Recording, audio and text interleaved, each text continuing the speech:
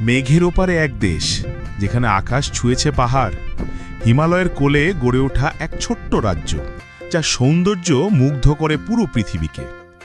চলুন ঘুরে আসি নেপাল থেকে, একটি দেশ যার প্রতিটি শ্বাস প্রশ্বাসে মিশে আছে পর্বতের শক্তি আর শান্তির ছোঁয়া।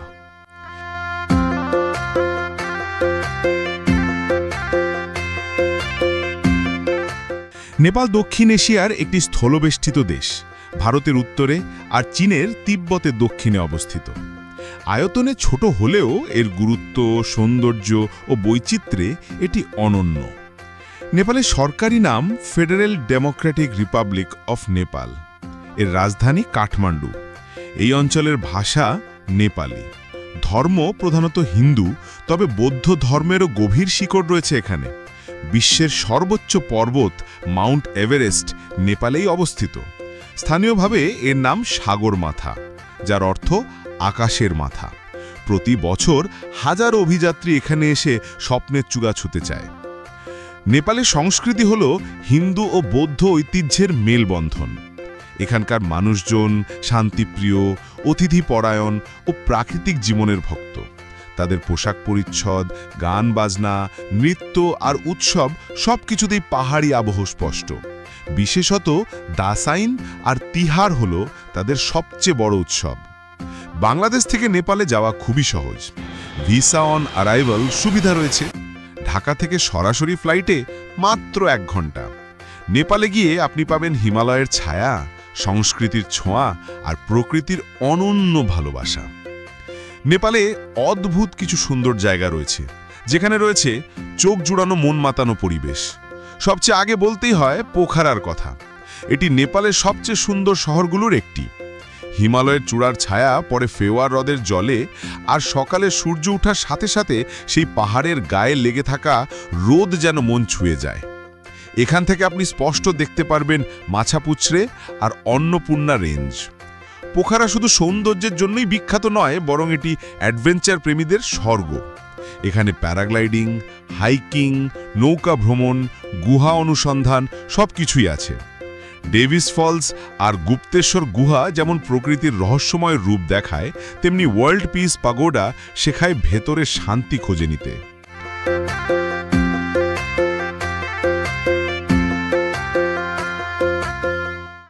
এরপর আসি কাঠমান্ডু শহরের কথা। এটি নেপালের রাজধানী এবং দেশের ইতিহাস, ধর্ম ও ঐতিহ্যের কেন্দ্রবিন্দু। শহরের ভেতরেই রয়েছে পশুপতিনাথ মন্দির, যা হিন্দু ধর্মাবলম্বীদের কাছে অত্যন্ত পবিত্র স্থান। এখানে প্রতি বছর হাজারো ভক্ত আসেন বিভিন্ন পূজা, তীর্থ ও ধ্যানের উদ্দেশ্যে। কাঠমান্ডুতে আছে স্বয়ম্ভুনাথ বা মাঙ্কি টেম্পল, যেখানে আপনি দেখতে পাবেন বৌদ্ধদের প্রাচীন স্তূপ আর আশেপাশে ঘুরে বেড়ানো শত শত বানর। আর বৌদ্ধনাথ স্তূপ বিশ্বের বৃহত্তম বৌদ্ধ স্তূপগুলোর একটি, নীরব ধ্যান আর প্রার্থনার এক অভূতপূর্ব পরিবেশ তৈরি করে।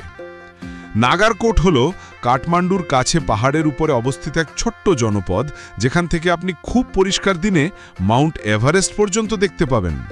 নাগারকোটে ভোরে সূর্যোদয়ের সময় হিমালয়ের চূড়াগুলো যে রং ধারণ করে, তা জীবনে একবার হলেও দেখার মতো। যারা প্রকৃতি ও বন্যপ্রাণী ভালোবাসেন, তাদের জন্য আদর্শ গন্তব্য হল চিতমান ন্যাশনাল পার্ক। এটি ইউনেস্কো ঘোষিত ওয়ার্ল্ড হেরিটেজ সাইট এবং নেপালের প্রথম জাতীয় উদ্যান। এখানে আপনি হাতিতে চড়ে জঙ্গলের ভেতর ঘুরে বেড়াতে পারবেন।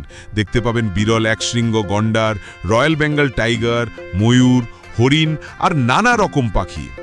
এছাড়া স্থানীয় থারু জনগোষ্ঠীর সংস্কৃতি, নাচ আর জীবনধারা এখানকার আরেকটি আকর্ষণ। ধর্ম ও আধ্যাত্মিকতার এক অনন্য কেন্দ্র হল লুম্বিনী। এটি গৌতম বুদ্ধের জন্মস্থান আর বৌদ্ধদের কাছে এক পবিত্র তীর্থভূমি। এখানে রয়েছে মায়াদেবীর মন্দির, যেখানে বুদ্ধ জন্মগ্রহণ করেন বলে বিশ্বাস করা হয়।